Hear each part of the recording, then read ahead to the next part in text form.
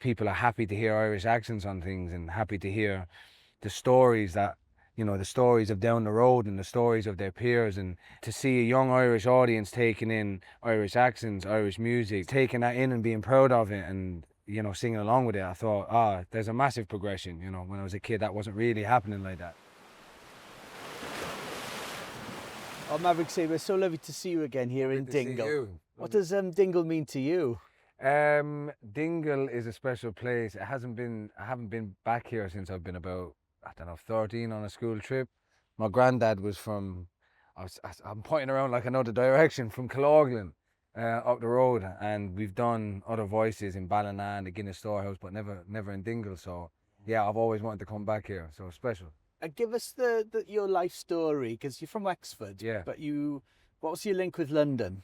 So I was born in London. My mum's family are from Hackney. Her dad was from Kilorglin. Her mum was from Bethnal Green. And my dad was from Wexford. They met in London, had me and my sister in '94. We moved back, was raised in New Ross in County Wexford. And then I moved back to London when I was 17, 18. And I've been there ever since. So yeah, that's the kind of London Irish connection. And that's different to a lot of your peers in that you have this sense of connection to two places. What's that been like, and what's it like now for you as a musician and just as a human, I guess? Yeah, I guess anything as a human in your experience always filters through as a musician into the art you make. And I think it's kind of, as a kid, there was conflict in trying to figure out where and what I was most connected to. But I think that ended up turning into a lot more self-discovery, and I moved back quite young. I was 17, 18 when I moved back to London. So I kind of came back in that, fringe of the grime era, and it was mad exciting. And I moved back and I was around a lot of exciting music and exciting people, and I'd had the connection from home, which was the Irish hip hop scene, and being brought up with my dad's music, which was a lot of like blues and Irish music, and being brought up in pubs and hearing live music at home. So, I had this kind of beautiful melting pot that, as my life went on, it realised how much it had seeped in. And the London Irish community is massive as well there. So, yeah, it was an honour kind of to have both places as a home, both kind of personally and musically. I wanted to ask you about the Irish hip hop, because you started off MC and you rap a lot more than you do now. Yeah. But you must be so proud of the scene and seeing it coming of age, with artists coming through. How does it make you feel? Yeah, I think, look, when I was a kid, the Irish hip hop scene was beautiful. It was small, it was very pure. People were doing like a broad spectrum of sounds within hip hop.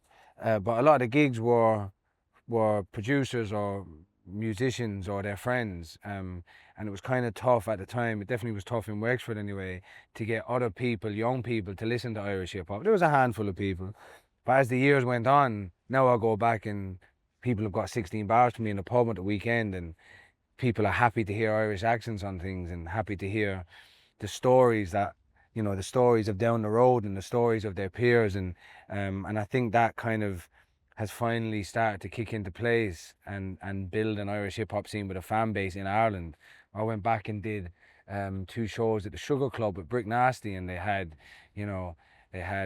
Khaki Kid, Femi, Abby, Kojak came on. And to see a young Irish audience taking in Irish accents, Irish music, from R&B to punk and jazz and Bricknasty and hip hop of Kojak, and to see a young Irish audience taking that in and being proud of it and, singing along with it, I thought, there's a massive progression. When I was a kid, that wasn't really happening like that. So yeah, it's been really proud. Yeah, really proud to see how it's moved, and rightly so. We have to talk about your latest album. Yeah. Burn the Right Things Down. Burn the Right Things Down. I mean, it's not what I expected. It's a beautiful, trippy, sort of psychedelic, soulful record. First of all, the title, Burn the Right Things Down. Where's that from? Burn the Right Things Down came from a conversation with someone who worked within FAM, the independent label we released it from, and he was asking me some questions about the album, and like what was my aim with it. And I think a lot of it was I just wanted to make urgent music at times within. I wanted that kind of, that journey between abstract you know, very clear and then very urgent. I'm a producer at heart. I'm a break beats, bassline fan, and so a lot of the tunes on it was started with bassline and breaks. And he was like, why did you want that? Yeah. And for me, it was something, you know, it was a conflict within myself about looking at the world and looking at the things around me, and sometimes wanting to burn everything down, and start again and think that's what the world needs, and then other times being ultra romantic and think like, you know, love will always prevail. And the hippie side of me, and he goes, oh well, maybe it's not about burn everything down. Maybe it's if you're conflicted, maybe it's about burn the right thing down. And I was like, yeah, that's a much more sensible approach at it. So I was That like, comes with maturity, I guess, doesn't it? yeah, I guess that's what you could call it, yeah. So yeah, I was like, oh, do you know what? That's a perfect name for the record. And it's a beautiful record. There's a real freedom to it. Quite a spirituality to the sound as well. Bit of gospel influences in there. Yeah. How did you go about making this record, and where did you make it? I made it in a barn in Sussex. A friend of mine had started a studio down there, and he started a little small studio in his back garden, and he had this old barn that him and his wife were using as a living room, and he'd channeled 16 channels into the barn to use as a live room. And I went down, I looked at the studio, and I said, yeah, the studio is nice, but the barn's the space. I had a big open window looking into fields, and we were saying earlier on, I said, like, you know, sometimes you can get busy on phone calls and meetings, and you're in London, it's fast paced. And I'm like, you know, at the end of last year, September, October, I was like, when was the last time I was actually an artist for a couple of weeks, even a couple of days, rather than just doing a session and doing a call or whatever. So I went down, and I had, you know, different experiences. I went back and was listening to records that I hadn't sat and listened to in full, old Simande records, and all kind of like Korn and Nirvana records, and some of the Beatles albums that I didn't really connect with as a kid. I got mad into Revolver, and just, yeah, certain records that I either listened to as a kid or bands that I liked as a kid and maybe overlooked certain albums, and I just kind of went and threw myself into the mix and spent a couple of weeks listening to music, and then started making it. Isn't that crazy that you have to take a few weeks out to listen to music again? I suppose that's true of so many musicians and artists now, with the business side and the work side, the hustling side, for want of a better word, is constant. It's a lot. Yeah. It's like this is my third album independent, and with every album, you know, I came out of Universal in 2016 after my second album, and I realized I knew nothing really about the business side of things, and you know, I realized I was deeply, you know, uneducated about the business side of stuff, and I'd probably become a bit lax in that, and you know, I had a bad time, didn't want to hear my own voice, didn't want to make my own music again. So I spent kind of the last three albums of like, all right, how can I be as on top of things and balance it? And I think, you know, doing this album, it was really like, all right, you've learned enough on that side for the moment. Don't forget, you need to lock away and throw paint at the wall and be a kid sometimes. And that was kind of the purpose of going away. And I brought my band down. I brought a great producer called Zach Nahom down with me, and he helped me finish off the record. And yeah, it was just about going back and throwing paint at the wall. And like, you know, if I'm gonna say in interviews about being independent and scream about it, I have to act independently. I have to create independently, and I have to make records independently. And it's what do I feel and need in the moment. And that's the first point. I have to, yeah, find my own intuition. That was the main thing.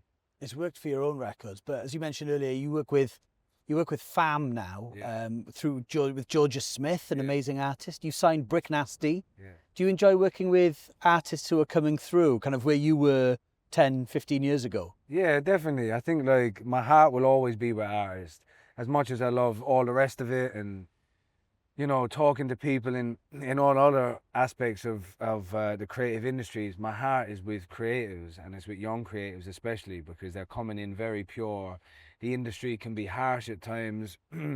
Self-doubt, social media is a negative and heavy influence on people sometimes. So on all of us of all generations, people have been around for years. So yeah, my heart is with creatives, and especially young creatives.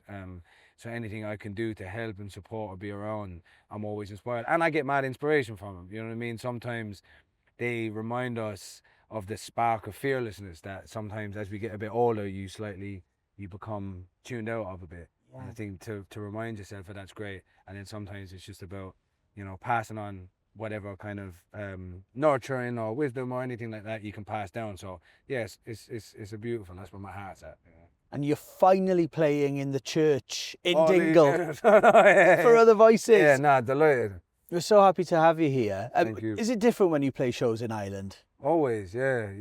There's a home spirit here. You know, I think Ireland's one of them places that, whether it's in a pub or a venue or an arena, when people pay to go in, or they walk in the front door of a venue, they're in there to enjoy themselves. You know. I love that. Or an arena. Yeah, no, but